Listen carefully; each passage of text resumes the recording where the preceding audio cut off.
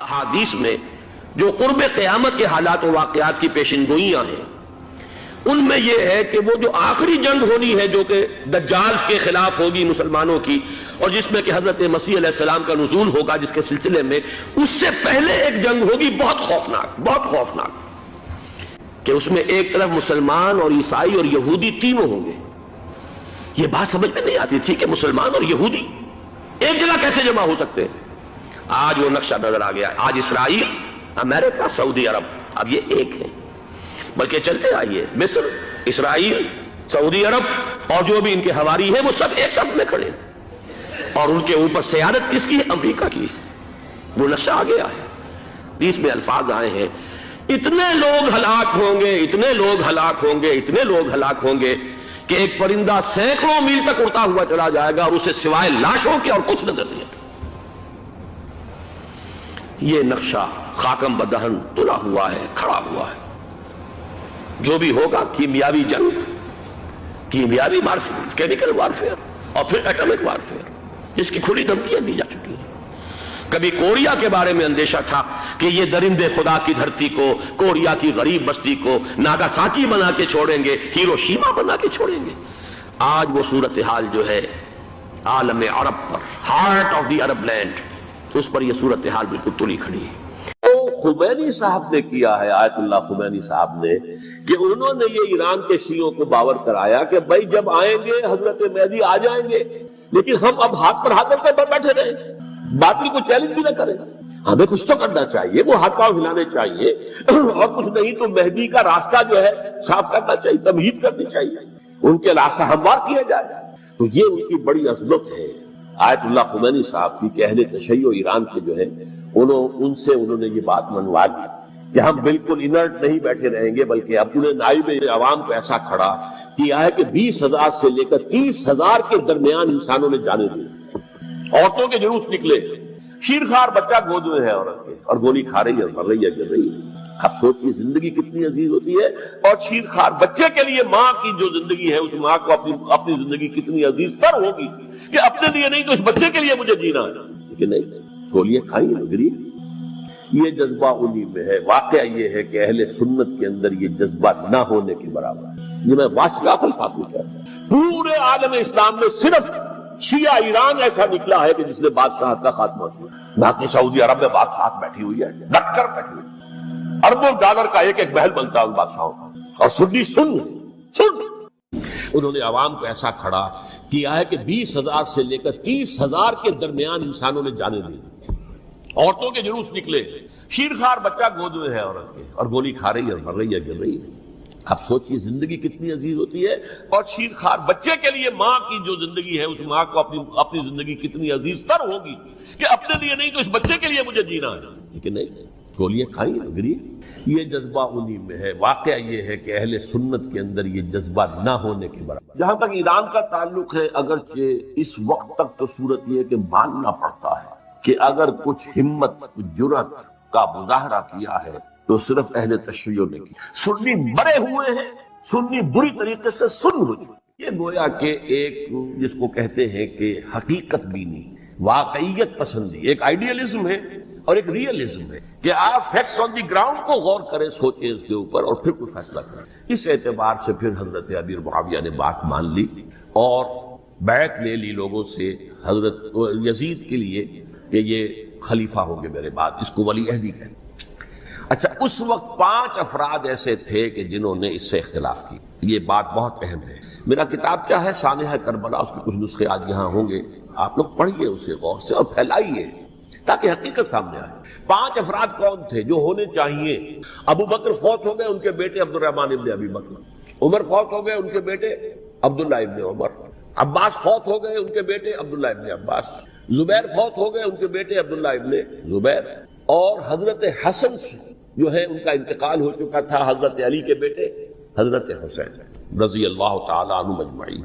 حضرت حسن کے بارے میں ایک فریق کا کہنا یہ ہے کہ انہیں زہر دے کر ہلاک کیا، اہل تشیع کا قول یہ ہے، جبکہ اہل سنت کہتے ہیں کہ نہیں، وہ اپنی جو بھی طبی موت تھی، اس سے ان کی وفات، لیکن میں اس میں نہیں جانا چاہتا، اس لیے کہ یہ مائکرو ہسٹری جو ہے نا، وہ تو ایک ایک واقعے کے لیے ادھر کی روایات کیا ادھر کی کیا ہیں، ان کے پاس کیا دلائل، یہ تو کسی ریسرچ اسکالر کا موضوع ہے، میرا موضوع نہیں ہے۔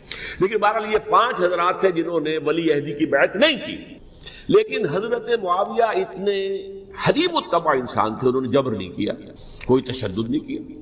ٹھیک ہے، ولی عہدی کی بیعت نہیں کر رہے، کوئی بات نہیں، میری بیعت تو کی ہوئی ہے نا، ابھی تو میں زندہ ہوں، بات ختم ہو گئی، میری بیعت کو تو نہیں توڑا انہوں نے، فسخ بیعت نہیں کی۔ اس اعتبار سے انہوں نے نہ کوئی تشدد کیا، نہ جبر کیا، نہ کوئی مواخذہ کیا۔ لیکن جب امیر معاویہ کا انتقال ہو گیا، اب ولی عہدی کی بجائے وہ اب خلافت کی بیعت کی، سب لوگوں نے بیعت کر لی۔ ان 5 میں سے ایک فوت ہو چکے تھے، حضرت عبد الرحمن ابن ابی بکر فوت ہو چکے رضی اللہ تعالی، 4 تھے، ان 4 میں ایک اختلاف ہوا۔ 2 کی رائے یہ تھی، عبداللہ ابن عمر، عبداللہ ابن عباس، کہ اگرچہ یہ کام غلط ہوا ہے، اسلام کی روح کے منافی ہوا ہے، یہ بادشاہت کی بنیاد پڑ رہی ہے، لیکن یہ بات ایسی نہیں ہے کہ اس کی بنا پر ہم خانہ جنگی شروع کروا دیں، امت کے اندر خون خرابہ کروائیں، فساد کروائیں، لہذا انہوں نے بیعت کر لی۔ اب کوئی اگر یہ کہے معاذ اللہ کہ وہ بک گئے تھے یزید کے ہاتھ میں، معاذ اللہ ثم معاذ اللہ، وہی بات آپ اختلاف کر سکتے ہیں کہ انہیں نہیں کرنی چاہیے تھی، یہ کوئی رائے رکھے، مجھے اختلاف نہیں، لیکن ان کی نیت پر حملہ کریں گے تو حملہ محمد رسول اللہ پر ہوگا صلی اللہ علیہ وسلم۔ عبداللہ ابن عمر کون ہیں؟ کتنی حدیثیں ان سے جو ہے وہ منقول ہیں۔ عبداللہ ابن عباس کون ہیں؟ جنہیں حضور نے جو ہے جن کے لیے دعا کی تھی، اے اللہ فقہہ فی الدین وعلمہ التاویل، اے اللہ اس نوجوان کو دین کا فہم عطا کر اور قرآن کی تعویل اور تفسیر کا علم عطا کر، حبر الامہ کہلاتے ہیں۔ وہ کہیں پیسوں اور ٹکوں کے عوض بک جانے والے نہیں تھے، انہوں نے امت کی مصلحت دیکھی، نیت جو ہے اس پر حملہ نہ کیجیے، البتہ اختلاف کا حق آپ کو حاصل ہے۔ 2 حضرات جو ہیں ڈٹے رہے کہ نہیں، ہمیں کم وقت میں ریزسٹ کرنا ہے۔ عبداللہ ابن زبیر عمر کے اعتبار سے وہ بڑے ہیں، مسلمانوں میں سب سے پہلے ولادت مدینے میں جا کر جو ہوئی ہے وہ عبداللہ ابن زبیر کی ہوئی ہے۔ ہجرت کر کے جب مہاجرین وہاں پہنچے، کچھ عرصے تک کسی کے ہاں کوئی اولاد نہیں ہوئی، تو لوگوں نے تانے دینے شروع کر دیے کہ معلوم ہوتا ہے کہ یہاں آ کر یہ مکے کے رہنے والے جو ہے کمزور ہو گئے ہیں، ان کے ہاں اولاد ہی نہیں ہو رہی۔ پھر عبداللہ ابن زبیر کی ولادت ہوئی ہے، یہ حضرت ابو بکر کے نواسہ ہیں، حضور کی زوجہ محترمہ حضرت عائشہ کی بہن، حضرت دیکھیے ابھی نام نکل گیا ہے جی، حضرت اسماء رضی اللہ تعالی عنہا عنہما، یہ ان کے صاحبزادے ہیں، حضرت زبیر کے بیٹے۔ ان کا فیصلہ ہوا کہ ہمیں رجسٹ کرنا ہے کم وقت میں، ایٹ اینی کاسٹ۔ حضرت حسین ابن علی رضی اللہ تعالی عنہما کا بھی فیصلہ ہوا کہ ہمیں رجسٹ کرنا ہے کم وقت میں۔ البتہ ان میں بھی ایک اختلاف ہو گیا، یعنی یہ 2 تو جڑے رہے، ان 2 میں اختلاف ہو گیا۔ عبداللہ ابن زبیر کا کہنا یہ تھا کہ ہمیں حجاز میں رہنا چاہیے، یہ سرزمین ہے جس میں نبوت کی برکات سب سے زیادہ ہے، یہاں ہم مضبوط قلعے کے اندر ہیں، ہمیں یہاں سے جو ہے رجسٹ کرنا چاہیے اور ختم کرنا چاہیے اس نظام کے اندر جو خرابی آ گئی ہے اس کو۔ حضرت حسین رضی اللہ تعالیٰ عنہ کے پاس خطوط کا تانتا بنا ہوا تھا، کوفے سے لوگ خط لکھ رہے تھے، آئیے آئیے آئیے، ہم آپ کے ہاتھ پر بیعت کریں گے، ہم آپ کے ہاتھ پر بیعت کریں گے، ہم آپ کے ہاتھ پر بیعت کریں گے۔ یہی وہ کوفہ جو حضرت علی کا دارالخلافہ رہا تھا اور جو پھر سبائیت کا گڑھ بن گیا تھا۔ چنانچہ حضرت حسین نے حضرت مسلم بن عقیل کو بھیجا وہاں پر کہ میرے نمائندے کی حیثیت سے جا کر وہاں پر بیعت لو۔ 10-12 ہزار افراد نے بیعت کر لی، لیکن اس کے بعد یزید کی طرف سے گورنر بنا کے بھیجا گیا ابن زیاد کو۔ ابن زیاد نے آ کر جو تشدد کیا اور سختی کی تو سب کے سب بیعت توڑ کر اور سب منحرف ہو گئے۔ مخلصین تو وہ تھے نہیں، الکوفی لایوفی، کوفی جو ہے وہ تو کوئی وعدہ وفا کرنے والا ہوتا ہی نہیں، بیعت توڑ دی۔ فمن نقص فانما ينقص على نفسه، بیعت کے بعد بیعت توڑ دینا بہت بڑا گناہ ہے، توڑ دیا۔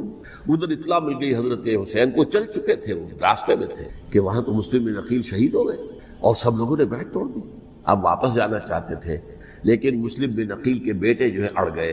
یہ عرب کی اپنی ایک جو ہے پرانی ان کی حمیت اور ان کا قبائلی نظام کہ اب ہم اپنے والد کے خون کا قصاص لیے بغیر نہیں جائیں گے۔ حضرت حسین رضی اللہ تعالیٰ عنہ کی مروت اور شرافت، یہ میرا ساتھ دینے کے لیے آئے تھے، اب میں ان کا ساتھ نہ دوں تو یہ تو شرافت اور مروت کے خلاف ہے۔ کہا اچھا چلو چلتے۔ وہاں جا کر بھی عین اپنے میدان کے اندر بھی حضرت حسین رضی اللہ تعالیٰ عنہ نے 3 چیزیں پیش کی ان کوفیوں کے لشکر کے خلاف۔ سب سے بڑا لشکر کے اندر سب سے بڑے تو کوفی تھے جنہوں نے بیعتیں کی ہوئی